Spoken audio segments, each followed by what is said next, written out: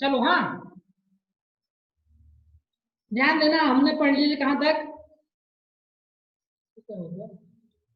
हाँ, हमने पढ़ ली थी भैया 1024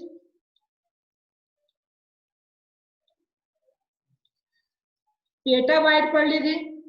1024 पेटाबाइट बराबर कितना होगा मेरे भाई? 1024 पेटाबाइट बराबर कितना होगा? 1 ईटाबाइट, ठीक है, 1 ईटाबाइट। इनका पूरा नाम लिखते चलना, आप लिखते चलो तो, ठीक है, 1 ईटाबाइट, ठीक है। हाँ, और 1024 लास्ट है यहाँ पर, है ना, 1024 ईटाबाइट, 1024 ईटाबाइट बराबर कितना होगा मेरे भाई? 1 जोटाबाइट। एक क्या होगा? जोटाबाइट, ठीक है। कितना होगा? 1 जोटाबाइट, 1 जोटाबाइट।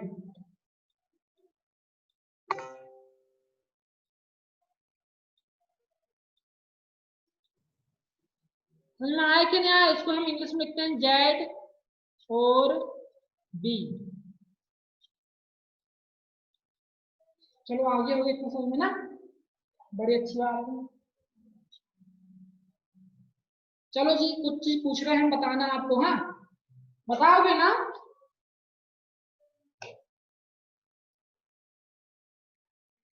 हाँ खेलता है।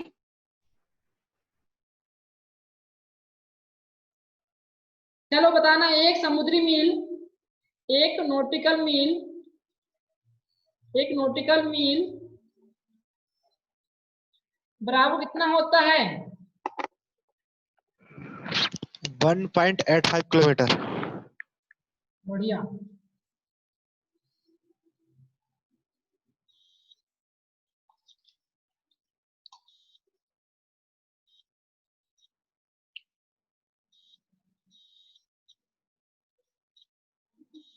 एक मील बराबर कितना होता है बोलो? 1600 मीटर। सॉरी, वो होता 16.1.6 कुछ होता है, और आगे किलोमीटर। आप जो 1600 मीटर बोल रहे ना, वो 1600 मीटर थोड़ा सा ज्यादा होता है, ठीक है। हाँ, कितना ज्यादा होता है? 9 मीटर ज्यादा होता है, ठीक है। हाँ, एक नॉटिकल मील कितना होगा अपना? 1.852, 1.852 किलोमीटर, ठीक है। और भारत की समुद्री मील कितनी है बोलो जरा? भारत का समुद्र में कितना अधिकार है?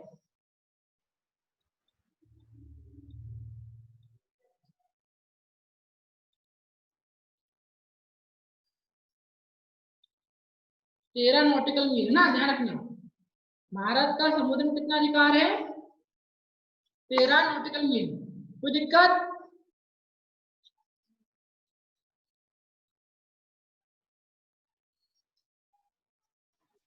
कोई दिक्कत नहीं है भैया।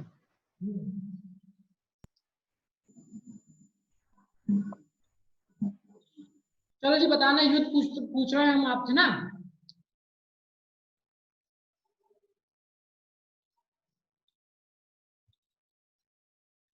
712 ईस्वी में क्या हुआ था? प्रथम मुस्लिम आक्रमण। 1236 ईस्वी में क्या हुआ? 1236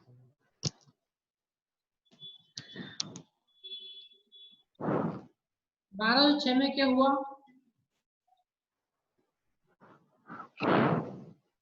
1195,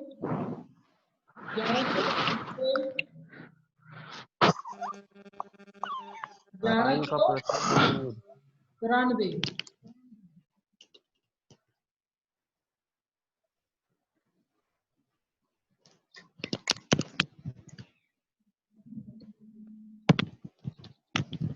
देखना हाँ, जिसको पता हो वो अच्छी बात है, जिसको पता नहीं होगा वो अपनी कॉपी में नोट डाउन करे। 712 ईस्वी में क्या हुआ है? मोहम्मद बिन कासिम ने भारत पर आक्रमण कर लिया है। प्रथम मुस्लिम आक्रमण कौन था? मोहम्मद बिन कासिम। कौन था? मोहम्मद बिन कासिम। बिन कासिम। कब कर दिया? 712। प्रथम मुस्लिम आक्रमण। इनने भैया सिंध विजय कर लिया अपने। क्या जीत लिया इसने? सिंध जीत लिया। ठीक है, इतनी बात ध्यान रखना बस। 1236 में क्या हुआ है? प्रथम मुस्लिम शासिका 1236 से, रजिया सुल्तान। हाँ बहुत सही, 1236 से 40 ना, रजिया सुल्तान। प्रथम मुस्लिम भारत महिला शासिका कौन थी? रजिया सुल्तान। 1206 में क्या हुआ बोलो जरा? गुलाम वंश की स्थापना। क्या हुआ है? गुलाम वंश की स्थापना। अरे क्या हो गया?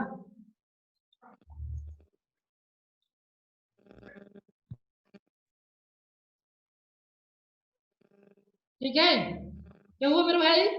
गुलाम वंश की स्थापना ना। अच्छा, 1191 में क्या हुआ बोलो? तराइन का प्रथम युद्ध। हाँ, क्या हुआ मेरे भाई? तराइन का प्रथम युद्ध। किस किस के बीच में हुआ है? मोहम्मद गौरी और पृथ्वीराज चौहान। मोहम्मद गौरी वर्सेस पृथ्वीराज चौहान। अच्छा, कौन जीता बोलो जरा? पृथ्वीराज चौहान। पृथ्वीराज चौहान। बढ़िया। 1192 ईस्वी में क्या हुआ है? तराइन का द्वितीय युद्ध। तराइन का द्वितीय युद्ध। किस किस के बीच में हुआ है बोलो? ये भी पृथ्वीराज चौहान और और मोहम्मद गौरी के। हाँ, मोहम्मद पृथ्वीराज गौरी चौहान के और बीच। मोहम्मद गौरी के बीच कौन जीता है? मोहम्मद गौरी। मोहम्मद गौरी। मोहम्मद गौरी जीता है। 1194 ईस्वी में कौन सा युद्ध हुआ है?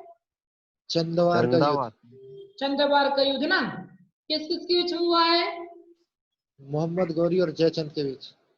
हाँ, मोहम्मद गौरी और जयचंद। ठीक है, किसके बीच में हुआ? मोहम्मद गौरी और जयचंद के बीच में हुआ। कौन जीता बोलो? मोहम्मद गौरी। मोहम्मद गौरी जीता। बढ़िया, शाबाश है ना। अच्छा, गुलाम वंश की स्थापना किसने करी? कुतुबुद्दीन ऐबक। कुतुबुद्दीन ऐबक ने करी। अच्छा बताना, वह कौन सा शासक था जो कि चौगान खेलते समय घोड़ा से गिरकर उसकी मृत्यु हो गई? कुतुबुद्दीन ऐबक। कुतुबुद्दीन ऐबक कब मर गया भैया? 1210 में मर गया। हाँ, किसे लाख बख्श मतलब कि लाखों का दान करने वाला कहा जाता है? कुतुबुद्दीन ऐबक को। कुतुबुद्दीन ऐबक को कहा जाता है। ठीक है, बढ़िया ना। जो दिल्ली में है कुतुब मीनार, उसकी नींव किसने रखी मेरे भाई? कुतुबुद्दीन ने रखी थी और इल्तुतमिश ने कार्य पूरा करवाया था। बहुत सही। क्या है क्या है अरे कुतुबुद्दीन ऐबक ने रखी थी नींव, और इल्तुतमिश जो इसका दमान था उसने इसका कार्य पूरा करवाया। ठीक है, बड़ी अच्छी बात है यार ना। इतनी बात पता चल रही है आपको, है ना। चलो, और कुछ पूछता हूँ आज ना, क्योंकि भाई आप लोग पढ़ाई कर रहे हो, आपको याद हो रहा कि नहीं हो रहा है, आपको पता चलना चाहिए ना। अच्छा लाना, दक्षिण तटीय रेलवे, ध्यान देना, दक्षिण तटीय रेलवे का मुख्यालय कहाँ पर है? विशाखापट्टनम। विशाखापट्टनम में। यह कौन से नंबर का रेलवे जोन है? 18वां। 18वां नंबर। 18वें नंबर का है। अच्छा भैया, कब बना बोलो जरा? इसी साल बना भैया, डेट पता नहीं। इसी साल बना है, डेट बताओ जरा जल्दी से, याद करो।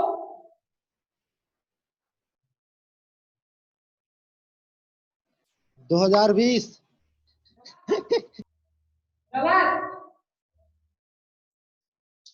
27 फरवरी 2019। ठीक है, डेट याद करो जरा उसकी। 27 फरवरी 2019, ठीक है।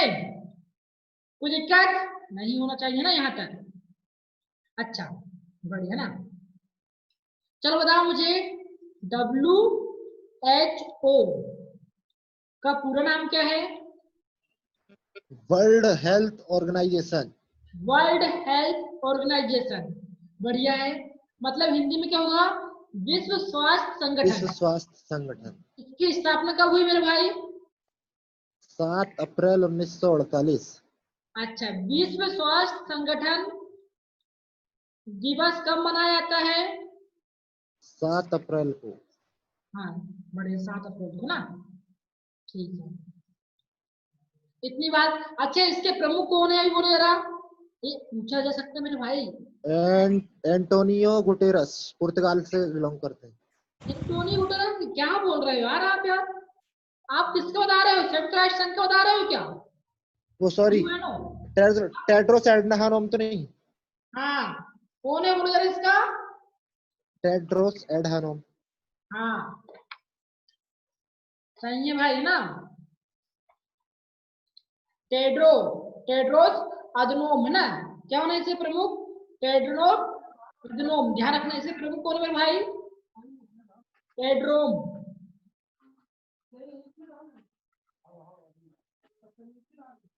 टेड्रोस, ये क्या है?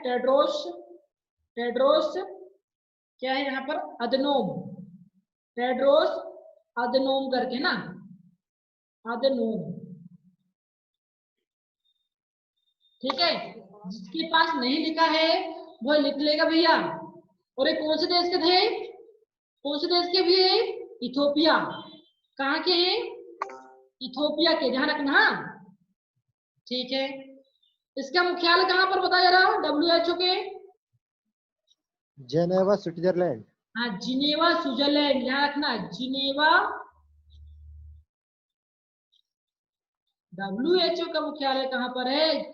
जिनेवा स्विट्जरलैंड, ठीक है, ध्यान रखना। हाँ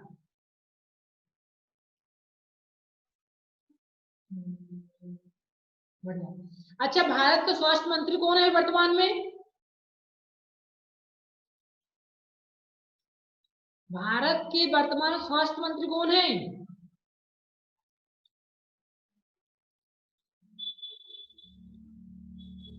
किसी को पता नहीं है? डॉक्टर हर्षवर्धन, ध्यान देना। कौन है? डॉक्टर हर्षवर्धन, ठीक है। हर्षवर्धन क्या? हाँ डॉक्टर हर्षवर्धन, ध्यान रखना। भारत के स्वास्थ्य और परिवार कल्याण मंत्री कौन है? डॉक्टर हर्षवर्धन, इतनी बात ध्यान रखना। और भैया हाँ जे प्रकाश जावड़ेकर। प्रकाश जावड़ेकर, ये विदेश मंत्री है प्रकाश वाला? वो तो समाचार वाला भैया, समाचार जयशंकर ऐसा है कुछ। भैया। कौन है प्रकाश जावड़ेकर, बता जरा। विदेश मंत्री एस जयशंकर है क्या? एस जयशंकर है विदेश मंत्री शायद ना। और प्रकाश जावड़ेकर कौन है? प्रकाश जावड़ेकर जल्दी से बताओ। प्रेस गिरीश समाचार वाले मंत्री कोई से हैं क्या भैया? उसको देखता हूँ मैं। हाँ प्रकाश जावड़ेकर ना, ये कहाँ गया?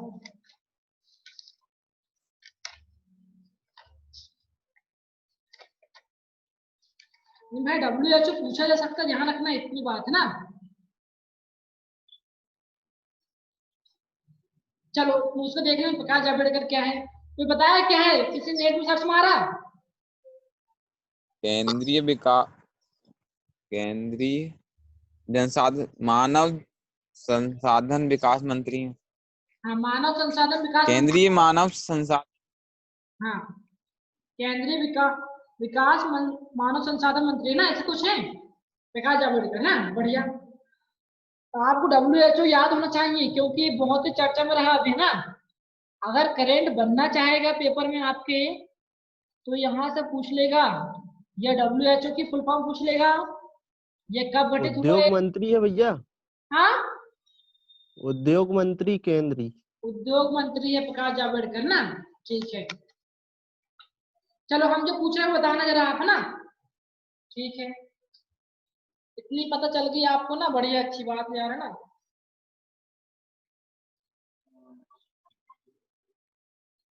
चलो हम इसको मिटा रहे हैं ना। अच्छा बताना मुझे, क्या बताना आप, चलो भैया बताना कुछ इतिहास में पूछता हूँ मैं आज ना, इतिहास बहुत दिन में पढ़े नहीं है ना।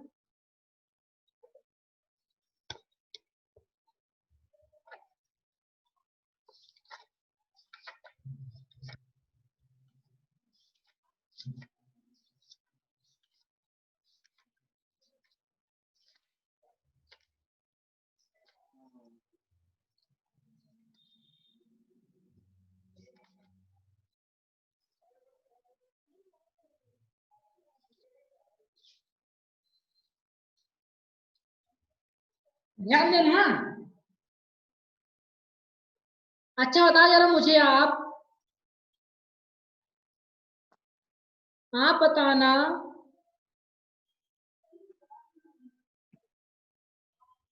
भूमध्य रेखा का प्रकाश स्तंभ किसे कहा जाता है?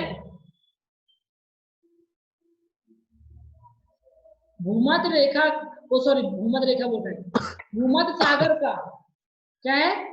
भूमध्य सागर, सागर का प्रकाश स्तंभ किसे कहा जाता है? अपनी कॉपी में लिखते हुए चलना, जिसको पता नहीं होगा तो ना।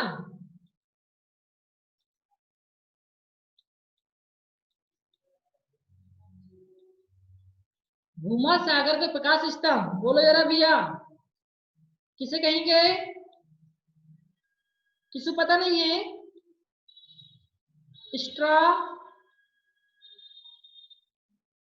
स्ट्रम्बोली, स्ट्रम्बोली ज्वालामुखी, स्ट्रम्बोली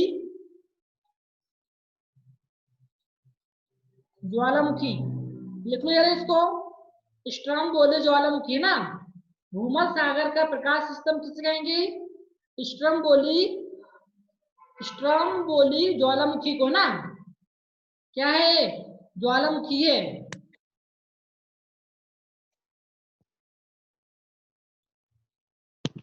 इससे प्रकाश निकलता है क्या? हाँ जी हाँ, मतलब ये फटते रहता है तो प्रकाश ज्यादा निकलता है, ठीक है। हाँ ठीक है, बार बार फटते हाँ रहते हैं। हाँ। हाँ, अब फटेगा, ज्वाला निकलेगी उससे, तो वो प्रकाश ही तो एक बार का है, ठीक है। चलो यहाँ बता दो मुझे जरा, प्रकाश की चाल निर्वात में कितनी होती है? 3 × 10⁸ प्रकाश जावड़ेकर 3 × 10⁸ मीटर। 3 × 10⁸ मीटर पर सेकेंड, ठीक है, ठीक है। अच्छा, दो अक्षांश रेखाओं के बीच की दूरी कितनी होती है? 111 किलोमीटर। दो अक्षांश रेखाओं के बीच की दूरी 111 किलोमीटर है ना, ठीक है। भूगोल की जनक किसे कहा जाता भाई? हेरोडोटस। अलग इतिहास का है। बोलो कौन होगा? इरेकोस्टिनीज। Alexander Hecataeus. कौन होगा? हिकेटियस। हेकेटियस। ध्यान रखना। हाँ? कौन है भूगोल की जनक, कौन हो रहा है? हिकेटियस ना, ठीक है।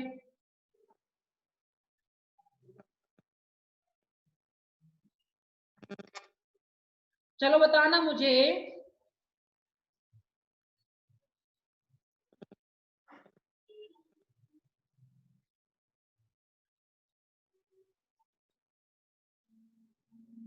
पृथ्वी पर वस्तु का भार सर्वाधिक कहां पर होता है? पृथ्वी पर वस्तु का भार सर्वाधिक कहां पर होता है? ध्रुवों में। ध्रुवों में होता है, ठीक है। कहाँ होगा? ध्रुवों में होगा। तो अच्छा था मुझे, ध्रुवों में कितने दिन की रात कितने दिन का दिन होता है? 6 महीने की रात और 6 महीने का दिन। बहुत सही, 6 महीने की रात 6 महीने का दिन, है ना।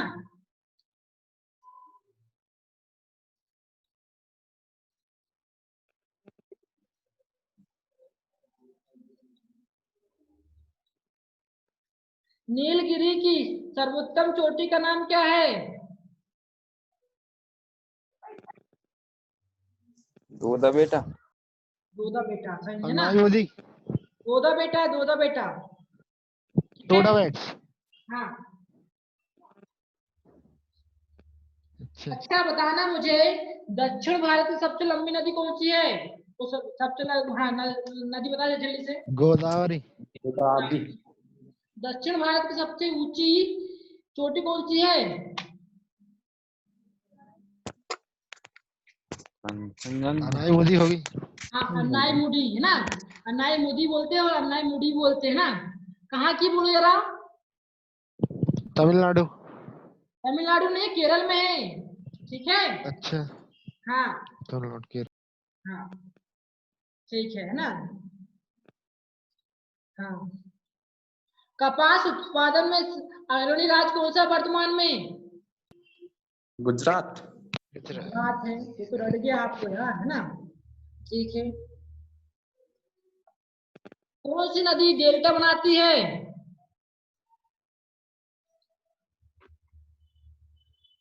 बोलो।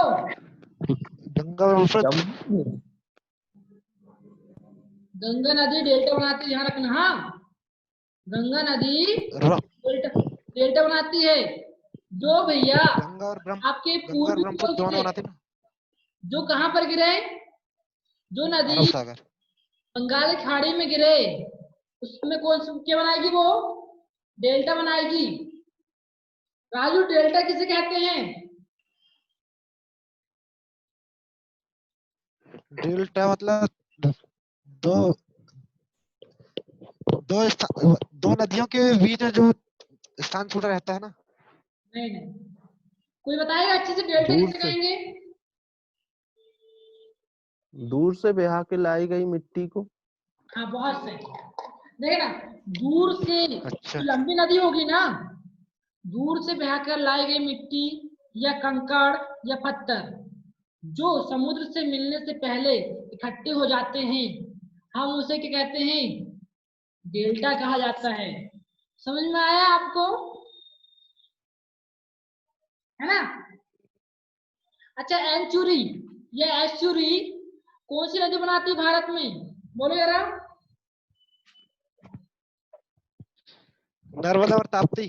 नर्मदा और ताप्ती नदी है ना। नर्मदा और ताप्ती नदी बनाती भाई। अब एस्चुरी क्या होती है बोलो जरा।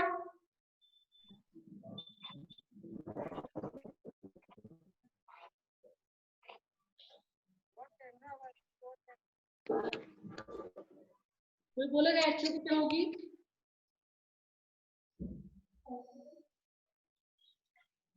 बोलो एस्चुरी क्या होगी?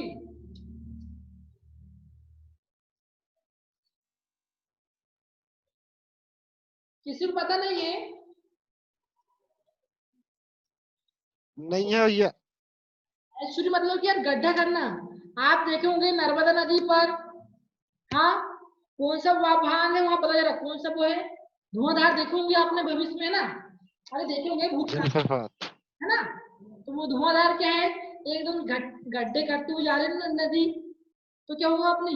ऐश्वर्य होगी, है ना। इतनी बात ध्यान रखना बस, ठीक है। हाँ, चलो बताओ जरा, ग्रीन ग्रीन हाउस गैस प्रभाव क्या होता है, या ग्लोबल वार्मिंग क्या होता है? पृथ्वी के तापमान पर निरंतर वृद्धि। हाँ, क्या वायुमंडल के तापमान पर, पृथ्वी के वायुमंडल के तापमान पर निरंतर वृद्धि होना, ठीक है। ये क्या ग्लोबल वार्मिंग हो रही करके ना, ये सब बोल सकते हो आप। अच्छा, ग्रीन हाउस गैस प्रभाव कौन कौन सी गैस करती है ग्रीन हाउस प्रभाव? CO2, CFC, CH4। जलवाष्प।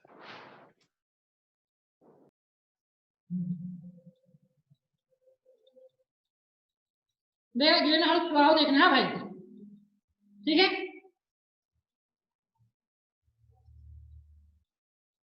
क्या है? Green house effect. देखना भैया जरा क्या होगा इसमें, प्यार समझना।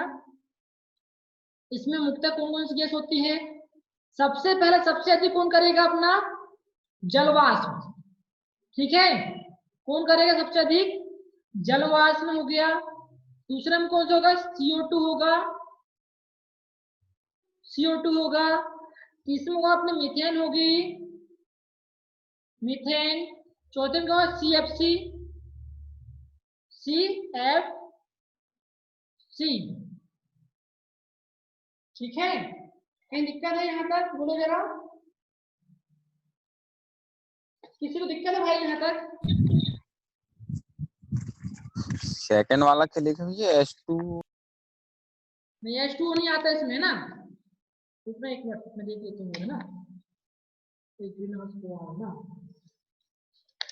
CO देख रहा। और इसमें आता भी अपनी जो हंसाने वाली गैस आती है ना, वो भी आती है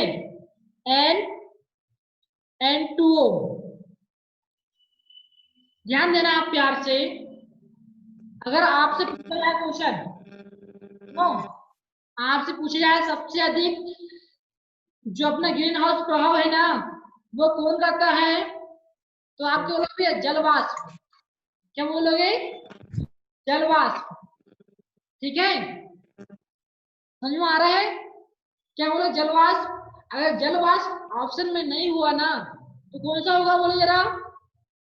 कार्बन डाइऑक्साइड। भैया हाँ, तो सचिन को ऐड कर लेना। हाँ सचिन आए तो ऐड हो जाए ना, कर लूंगा मैं। ठीक है, ध्यान दो आप लोग। हाँ, देखना आपसे पहले नंबर में पूछा जाए कि भैया किससे होगा, अरे ग्रीन हाउस प्रभाव सबसे ज्यादा किससे होता है, तो आपको बोलोगे जलवाष्प। जलवाष्प बोलोगे। ऐसा लिखा होगा वहां पर भी, वहां से ऐसा लिख सकता है वो। ठीक है, H2O लिखेगा या G लिख देगा। ठीक है, अगर ये नहीं आया ऑप्शन में, तो दूसरे नंबर में क्या आएगा? दूसरे नंबर में क्या आएगा? कार्बन डाइऑक्साइड H2O अपनी आएगी। ये मीथेन भी है, C नहीं है यहाँ पर, यहाँ 4 होगा ना, CH4 मीथेन होता। ठीक है, CH4 फिर CFC। CFC का नाम क्या है? क्लोरोफ्लोरोकार्बन। हाँ, क्लोरोफ्लोरोकार्बन। अच्छा, N2O का पूरा नाम क्या है? नाइट्रस ऑक्साइड जिसे हम हंसाने वाली गैस कहते हैं। इतनी बात समझ या में आई लाफिंग आपको? गैस। हाँ, अच्छा, इतनी बात समझ में आ गई ना आपको? बोलो जरा। हाँ हाँ, अब देखना, अब आपके पास क्वेश्चन आता है, बादलों वाली रात या बादलों वाले दिन। अरे थोड़ा आवाज ठीक करो ना, आपके यहाँ खरखर हो रही है। आपसे आया क्वेश्चन, बादलों वाली रात और बादलों वाले दिन गर्म क्यों होते हैं? क्योंकि ऊष्मा का संतरण नहीं हुआ था क्या? क्या होता है, अपना ये प्यारा सूर्य, इसको पूरा मिटाता हूँ पहले ना। ये अपना प्यारा सा सूर्य भैया, ठीक है, दिख रहा होगा आपको। ये प्यारा सा सूर्य है, और ये अपनी क्या है? पृथ्वी की जमीन है। और यहाँ क्या अपना भैया? ये अपना ध्रुव मंडल है। कौन सा मंडल है? ध्रुव मंडल है ना।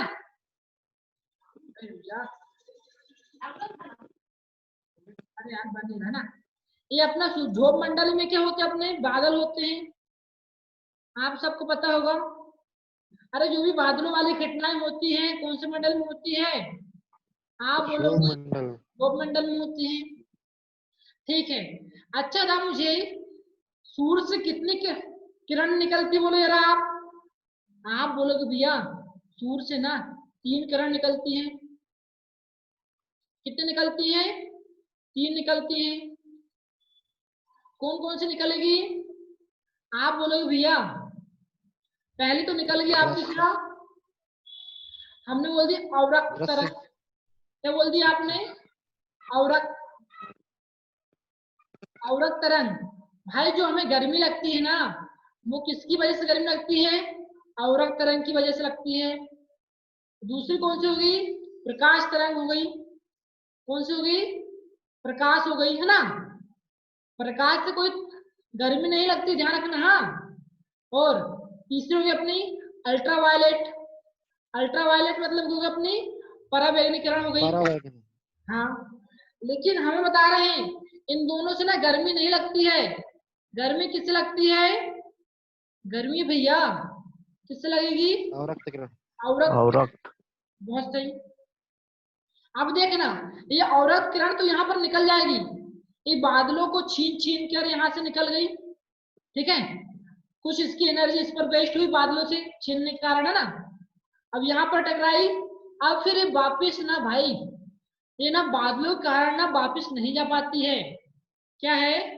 जो अवरक्त किरणें है ना, तो बादलों के कारण वापिस नहीं जा पाती है, ठीक है। और भैया हमने बोले जो भी गर्मी लगती है वो किस कारण लगती है? अवरक्त किरणों के कारण, है ना, लगती ना।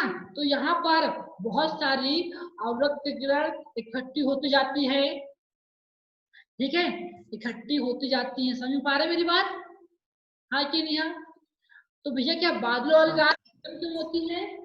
क्योंकि भैया जो है ना अपनी अवरक्त किरणों का परावर्तन नहीं हो पाता है, ठीक है। यह आप बोल सकते हो ग्रीन हाउस गैस के कारण, ठीक है, या ग्रीन हाउस प्रभाव के कारण बोल सकते हो। बोलो, कहीं डाउट है किसी को? हाँ, नहीं भैया। है ना, बढ़िया है ना। हाँ, ठीक है। और इसी को हम क्या बोलते हैं? पृथ्वी का गर्म होना। पृथ्वी का गर्म होना क्या मतलब क्या होगा, बोले जरा। पृथ्वी का गर्म होना, ये क्या होगा? ग्लोबल वार्मिंग, है ना, ठीक है। ग्लोबल वार्मिंग, कोई दिक्कत है? नहीं होना चाहिए इतनी चीज, है ना। अच्छा बताओ मुझे, हाँ रुको यहाँ ध्यान दो जरा। हाँ, प्यार से बात करा करो ना। हाँ हाँ, ऐसा नहीं चिल्लाया करो, ठीक है। हाँ, चलो ध्यान दो यहाँ पर, आप लोग ध्यान देना। जो अवरक्त किरण है, अवरक्त, जो अवरक्त किरण है जो सूर्य से निकलती है, या अवरक्त तरंग जो है सूर्य से निकलती है, उसका प्रयोग हम किस में करते हैं बताओ जरा। बोलो जरा। Remote remote. रिमोट टीवी का जो टेलीविजन होता है हाँ। उसका रिमोट में, है ना। रिमोट, बहुत सही, ठीक है। अच्छा बताओ मुझे, जो आपको मेरे भाई बाहर गर्मी लग रही है, जिसकी हम धूप में खड़े हो जाते हैं, तो गर्मी किसकी वजह से लगती है बोलो जरा। अवरक्त किरण के कारण। अवरक्त किरण के कारण, बढ़िया बात है ना, अच्छी बात है ना, ठीक है। अच्छा बताना मुझे, ध्यान देना। हाँ, यहाँ और पूछे क्या? हाँ, चलिए, इतनी बात समझ में आ गई होगी आपको ना। हाँ, अच्छा बताना मुझे, अल्फा किरणें हो गई, गामा किरणें हो गई, अल्फा गामा बीटा, बीटा किरणों में सबसे खतरनाक किरणें कौन सी है?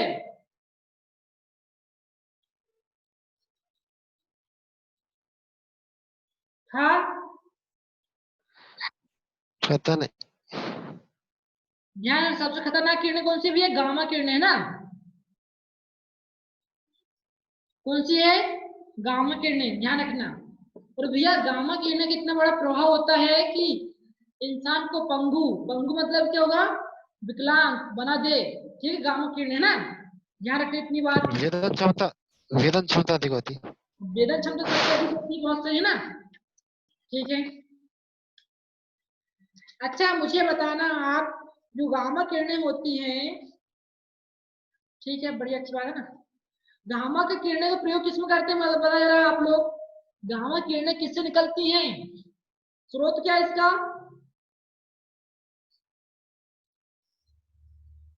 परमाणु बम। कौन सा है स्रोत इसका? परमाणु बम, ठीक है। जैसे रेडियो सक्रिय तत्व, रेडियो सक्रिय तत्व कौन कौन से हो गए? जैसे अपना यूरेनियम हो गया, जैसे अपना थोरियम हो गया, TH ना। अब लिख रहे हो ना, लिख रहे हो? हाँ,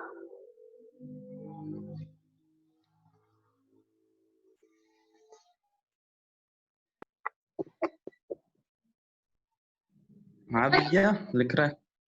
भारत का पहला न्यूक्लियर रिएक्टर कौन सा है? भारत का पहला परमाणु रिएक्टर? अप्सरा। अप्सरा, 1956। ठीक है। अच्छा अच्छा, रिएक्टर जो नाभिकीय रिएक्टर होता है, इनका प्रयोग किसमें करते हैं हम लोग? बिजली बनाने में, हाँ कि नहीं? हाँ, किसमें करते हो? बिजली बनाने में करते हो। जो भी अप्सरा है ना, अप्सरा, जो अप्सरा है ना, भारत का पहला परमाणु रिएक्टर है। इसकी स्थापना कब करी गई भैया? 1956।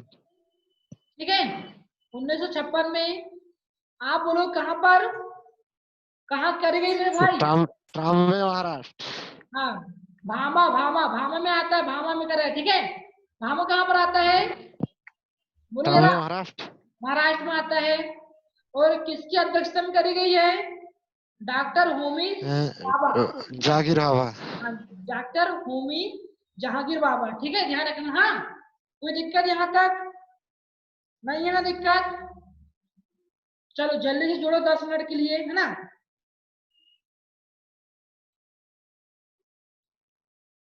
हाँ, अच्छा, भारत का पहला न्यूक्लियर पावर स्टेशन कौन सा है? परमाणु पावर स्टेशन कौन सा भारत का पहला? तारापुर महाराष्ट्र। तारापुर महाराष्ट्र। ठीक है। गामा किरणें का प्रयोग हम किस में करते हैं? बताओ। परमाणु बम में करते हैं, आपको पता है। तो आपको याद होगा मेरे भाई, इसका इफेक्ट ना बहुत बुरा होता है। जो अपना DNA रहता है, अपना जीन जो रहता है ना, गामा किरणें